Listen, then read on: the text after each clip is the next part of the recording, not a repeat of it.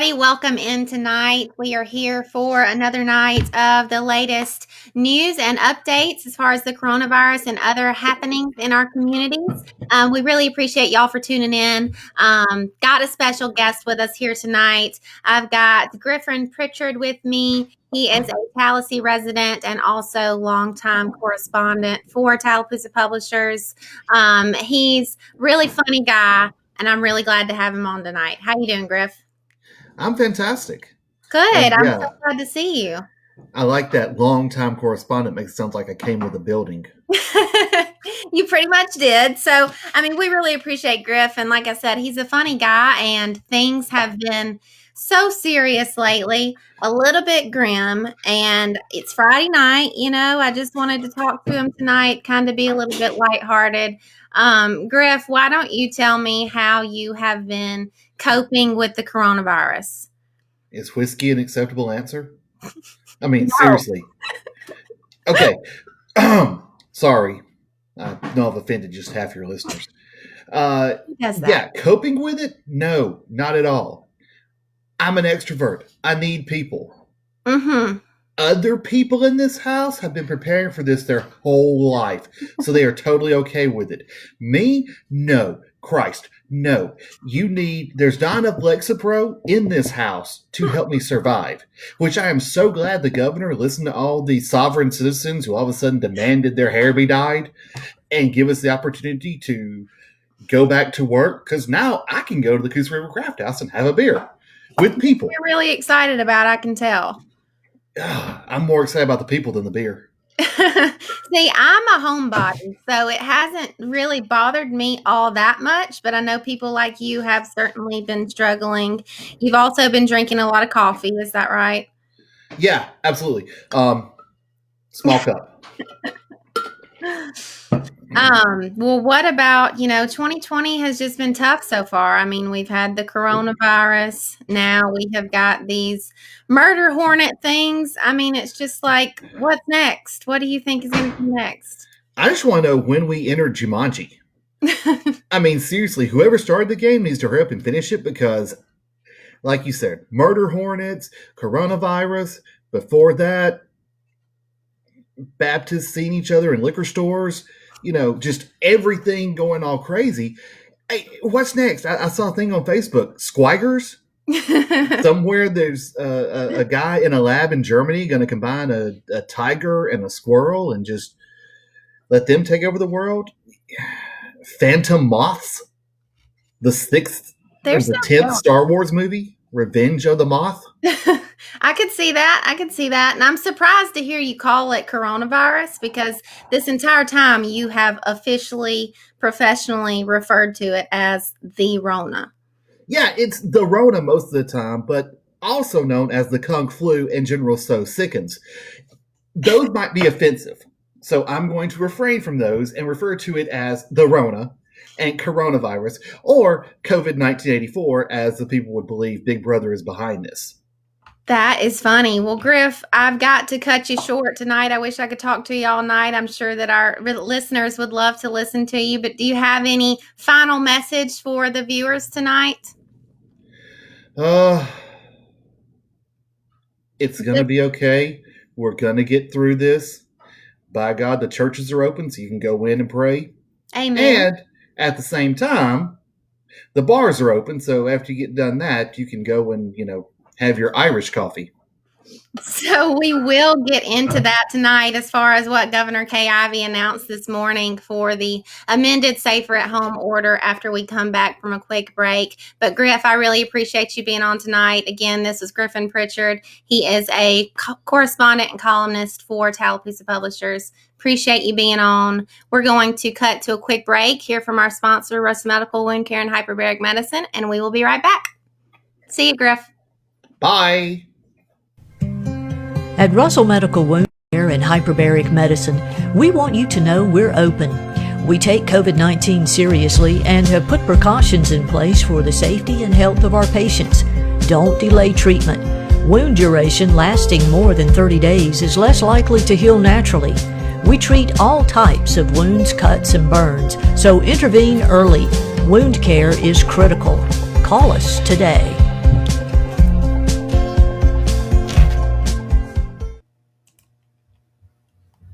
Hey, welcome back this evening. I'm Lizzie Arbogast, sports editor here at Tallapoosa Publishers, alongside managing editor Santana Wood. Great to have Griff on. He's one of my favorite people. He's a good guy. He is so funny. I just knew that, you never know what that guy's going to say. But No, you don't. He can always make you smile. And like I said, I think that that's something that everybody could use a little bit of tonight. So I appreciate him opening us up tonight. Yeah, absolutely. We appreciate you guys all tuning in again. Appreciate the help and support of our sponsor, Russell Medical Wound Care and Hyperbaric Medicine. We did want to kind of dig into some questions that we had about reporting cases. A lot of people have been saying or wondering if people, there's a lot of people who, when you test positive, then you take the test again to see if you still are positive, if you've recovered, things like that. So we asked the Alabama Department of Public Health, does that, if someone tests positive more than once, do they count as more than one positive test? And it was confirmed today that no, they are counted still as one single test. So wanted to clear that up for sure, because that's been something that's been talked about quite a bit on our social media page. Yes, definitely. Another thing that has been asked is about the antibody test, this new antibody test that people are getting. And we asked Alabama Department of Public Health if those tests were reflected in the numbers. And they said that they do receive the antibody information from healthcare providers and entities who provide it, but that data is not included in the positive case numbers or testing numbers. Right. And just to jump into those positive case numbers, we are sitting at 9,375 statewide, which is an increase of 329 since last we talked on Thursday evening. That also includes 383 reported deaths, which is an increase of 14 since last night. So again, we're seeing those numbers, really rising. You're seeing that curve that we created, and things were, it looked like they were starting to flatten out, but unfortunately kind of back on a high peak, which is obviously not what we wanted to see for sure. Yeah, today was one of the largest increases that we have had in one day since this thing started. So just continue to take those precautions. And there have also been 111,396 people tested since March 13th. Locally, case numbers are for Tallapoosa County, 315 confirmed positive cases of the coronavirus, which is an increase of 1, and 41 deaths, which is an increase of 1 as well. Also, Elmore County has 130 reported cases, an increase of 3 since last night, and 4 deaths now in Elmore County. Coosa County also with 31 confirmed cases and still 1 death. Both of those numbers have not moved since we talked last evening. Obviously, there was a big announcement with Governor Kay Ivey amending her safer at home order, which will go into effect Monday evening, 5 p.m. Monday. It allows restaurants, close contact businesses, and gyms to reopen under certain guidelines, among other things. We got a lot of reaction from local business owners that you can read about in tomorrow's Outlook. Yeah, so social distancing still must be practiced. Businesses can only be at 50% occupancy. There's no restrictions on gatherings in this new amended order, which doesn't go into effect until Monday at 5 p.m. But everyone is still required to be 6 feet away. So really interesting to see how businesses are going to make that work. But, we did hear from several local business owners here in Tallapoosa County that have been shut down, really ready to get back to work, see their customers, make some money, and get business going. Yeah, absolutely. I mean, people obviously want to get back to quote unquote normal. And I totally understand that.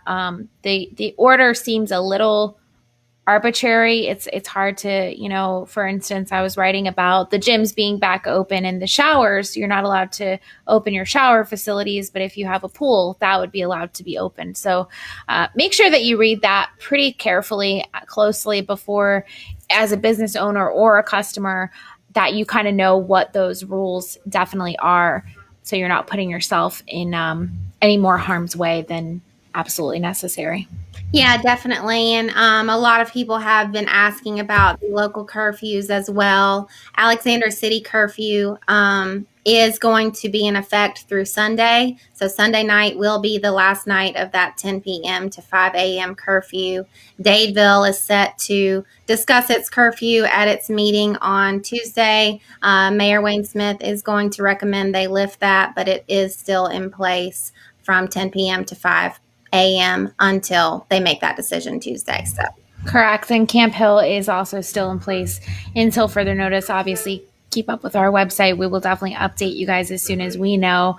Over in Tallahassee, the fire department, the Department of Public Health, and the Elmer County Emergency Management Agency are actually teaming up to host a COVID-19 drive-through testing site that will be on Tuesday. So make sure that you go to the Tallahassee Tribune website to check out more details and get everything you need to know about that. also over in Wetumpka residents are encouraged to take part in a drive-by parade this Sunday. And this parade is intended to brighten the spirits of those residents at Wetumpka Health and Rehab. The parade is set to begin around 10 a.m. and will last about 45 minutes. You can also read more about that on the Wetumpka Herald's website right now. Yeah, so obviously it's Mother's Day on Sunday. If you're able to do anything, to cheer up your mom, haven't seen your mom in a while. I'm in a boat where I don't see my mom very often. She lives across the country, but I know that, a lot of people are trying to find ways to celebrate their mamas on Sunday. So send us any, things that you've heard of that you're doing, that your friends are doing for their moms. We want to hear about those as well. Definitely would love to hear that. We've also got a little bit of a feel-good story tonight. Lake Martin Area United Way teamed up with local organizations to host a mobile food pantry in Alex City at the Salvation Army this morning. Yeah, so volunteers, with the help of East Alabama Food Bank donations, volunteers were able to serve more than 150 families with 41 total pounds worth of food. So that's really awesome. Again, they simply drove by and volunteers placed the food in the backs of their trunks. So really, really cool to see, that people are still out there and still supporting each other. Definitely. And as always, we want to thank y'all so much for tuning in tonight. Thank you for trusting us as your local news source. We really appreciate y'all. Also really appreciate the support of our sponsor, Russell Medical Wound Care and Hyperbaric Medicine. Hope everybody continues to stay safe, take all the precautions necessary to continue to flatten the curve as much as possible, and continue to stay with us over the weekend and next week for the latest updates. And again, I'm Santana Wood, managing editor alongside Lizzie Arbogast, sports editor. Y'all have a good night.